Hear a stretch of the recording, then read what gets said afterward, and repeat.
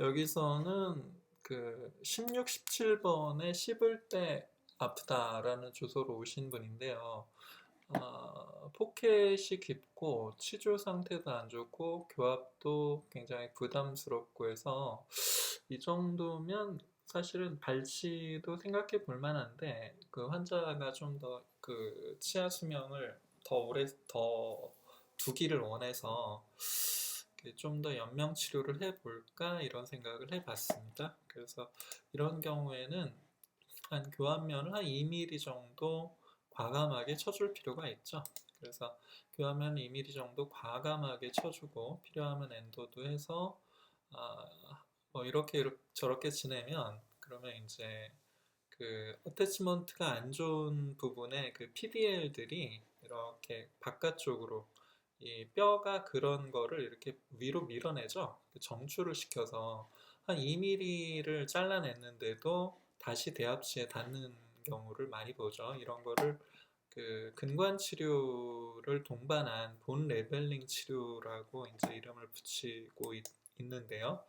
네, 이렇게 해서 이게 한 7년 정도 후에 뭐 이 상태에서 뭐 크라운을 씌우는 건 어려울 것 같고 해서 그냥 한 2mm 정도 띄워놓으면 이게 막 정출이 돼서 대합치와 닿아서 나름 이렇게 그 저작 기능도 하고 뭐 이런 경우가 있어요. 그래서 근데 이게 단지 치아의 수명만 느리는 게 아니라 그 치아의 수명만 느리는 게 아니라 그 이게 치아가 정출되기 때문에 그 뼈가 이렇게 밀어내는 거죠. 그래서 건전한 꽤 괜찮은 뼈의 볼륨이 늘어나요.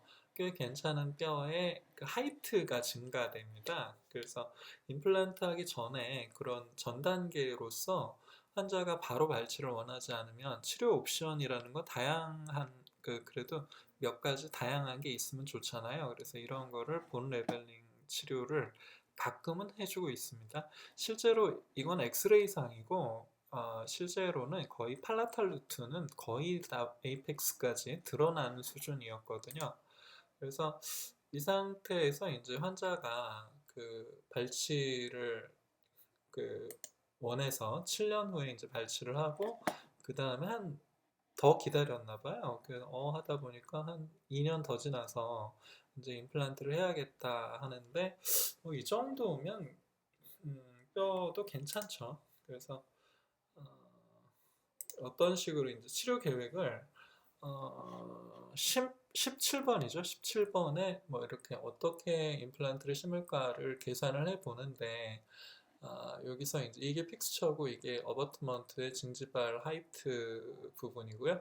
네, 여기가 이제 어버트먼트의 그 구강 내로 노출된 머리 부분인데 근데 실제로 이렇게 보면 뼈가 매우 많아 보이지만 그, 그 대합치와의 관계를 생각해 보면 그 위에 뼈 이 크레스탈 알베올라 본 크레스트에 그 맞춰 심는 게 아니라 한 그 상당히 깊게 심어야 그 이 보철할 공간과 그리고 이 어버트먼트 징지발 하이트, 어버트먼트 칼라를 확보할 수 있겠다 이런 생각이 들죠. 이 어버트먼트 칼라가 확보돼야 픽스처를 보호하는 프로텍티브 베리어가 확보가 되는 거거든요. 그래서 저는 한 거의 5에서 7mm 정도 징지발 하이트가 5에서 7mm 정도 되게 심는데 요즘 선생님들은 한 4mm에서 5mm 정도를 심으시는 것 같아요. 그 정도로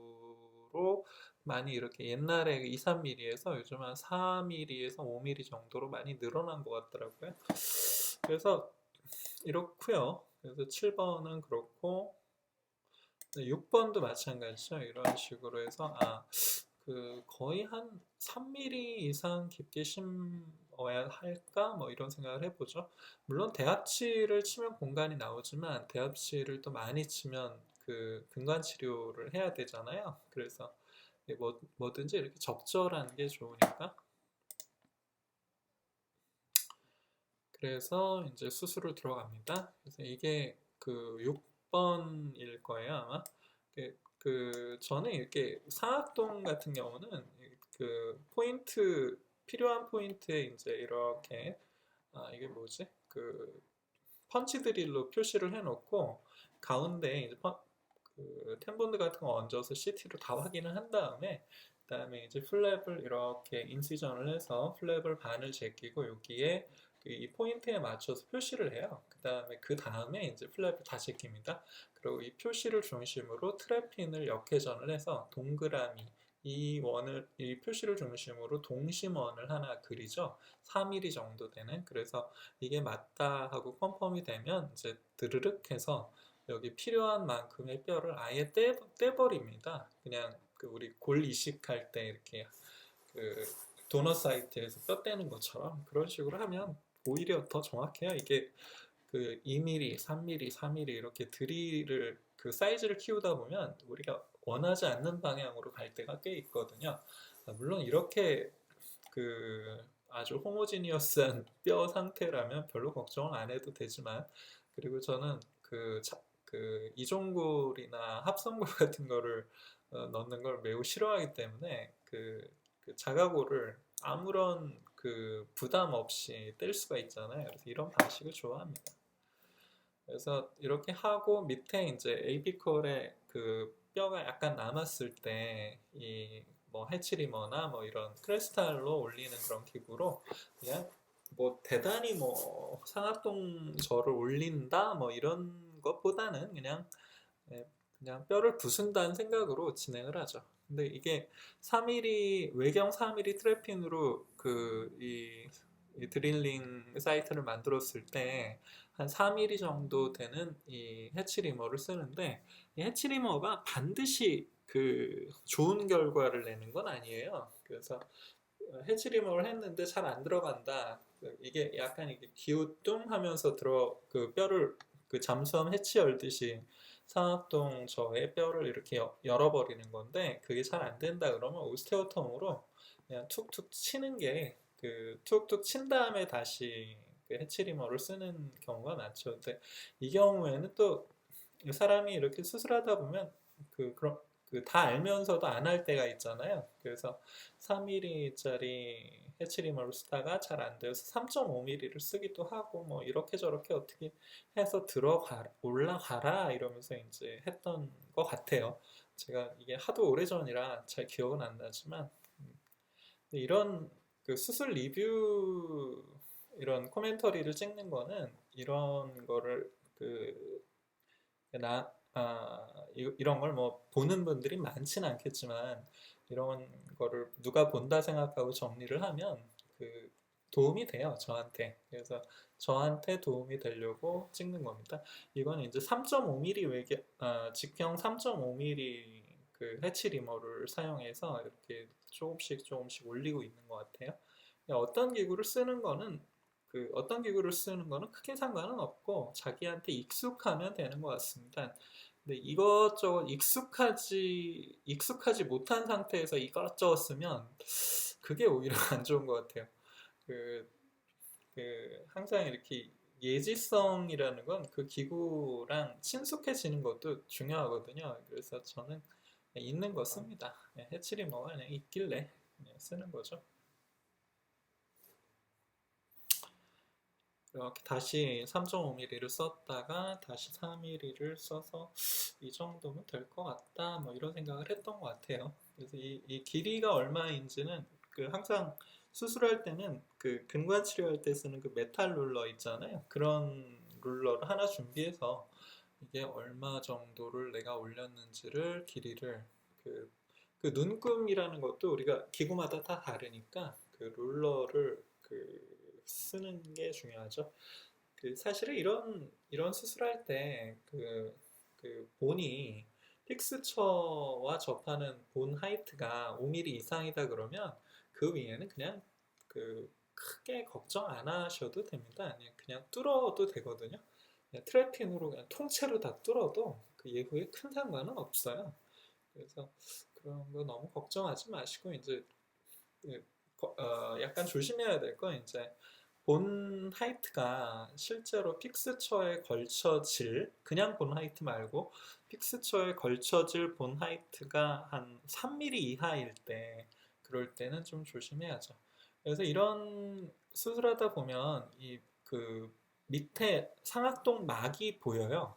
그래서 이런 거를 저는 현미경을 많이 루틴하게 쓰니까 이런 거를 당연하게 생각하는데 그 크레스탈을 되게 블라인드 테크닉이라고 생각하시는 분들이 많더라고요. 근데 크레스탈 어프로치는 블라인드 테크닉이 아니에요. 그냥 이렇게 그냥 보고 할 수 있는 겁니다. 그래서 저는 글쎄요, 레터럴을 해본 지가, 레터럴을 해본 지가 한 14년은 된 것 같아요. 그래서 레터럴 할 일이 없어서, 뭐, 예를 들어, 픽스처가 빠졌다. 그러면, 뭐, 레터럴로 가야 되는 경우도 있겠죠. 근데, 그렇지만 않으면, 어지간하면, 그 본이 1mm라 하더라도, 그냥 크리스탈로, 그게 아주 어렵지는 않은 것 같습니다.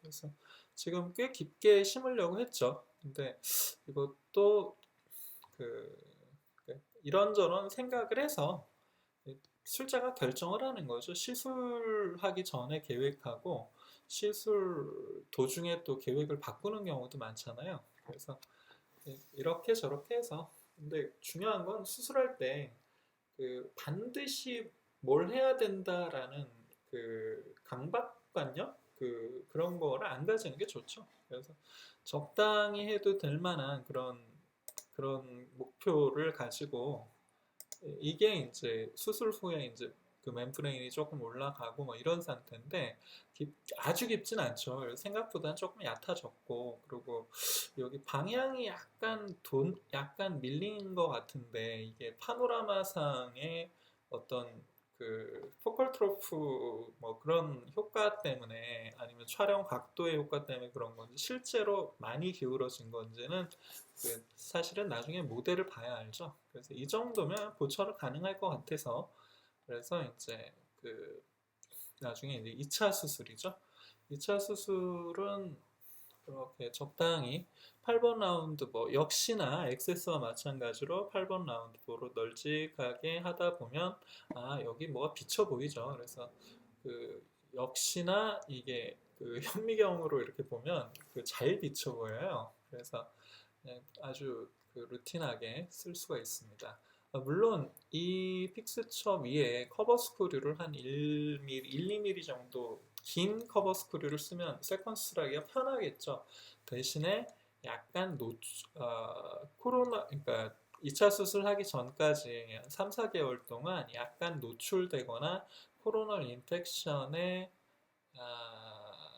가능성도 약간은 있어요. 그래서 저는 수술하고 나서 나중에 인테그레이션 될 때까지 절대 안정되는 걸 좋아하기 때문에 약간 커버 스크류를 짧은 걸 쓰고 세컨 수술을 좀 편하게 하고자 하시는 분들은 또 커버 스크류를 거의 힐링처럼 긴 커버 스크류를 쓰시는 분들도 있거든요. 그거는 약간 선택의 문제 같습니다. 저는 이렇게 뼈를 뚫고 2차 수술하는 게 저한테는 별로 어려운 게 아닌 것 같아서 저는 절대적으로 안정적인 픽스처 바깥에서 무슨 일이 있더라도 환자가 무슨 줄담배를 안 피웠으면 좋겠지만 또 사람이 또 피죠. 그리고 말 안 듣죠. 그래서 협조 잘 안 하지 않습니까? 그래서 그런 분들이라도 혹시라도 임플란트 치료 스케줄에 영향이 없기를 바라죠, 우리는. 그래서 그냥 조금 수술할 때 약간 번거롭더라도 저는 이런 게 더 편하더라고요. 그래서 이런 식으로 해서 처음에 포인트 잡았던 것보다 훨씬 더 디스탈이죠. 근데 약간 널찍하게 삭제를 했기 때문에 뭐 큰 무리 없이 진행을 하고 있습니다. 그래서 이렇게 픽스처 위에 어버트먼트를 둘러싸는 이 여유 있는 알베올라 본 이런 것들이 저는 이 픽스처 어버트먼을 감싸는 보호막 역할을 한다고 생각해서 저는 할 수만 있으면 꽤 깊게 심는 걸 선호합니다. 그래서 여기서 약간 뼈 남아 있는 약간 걸릴 것 같은 뼈들은 서지컬 크랙 같은 걸로 조금씩 다듬어 주면 되고요.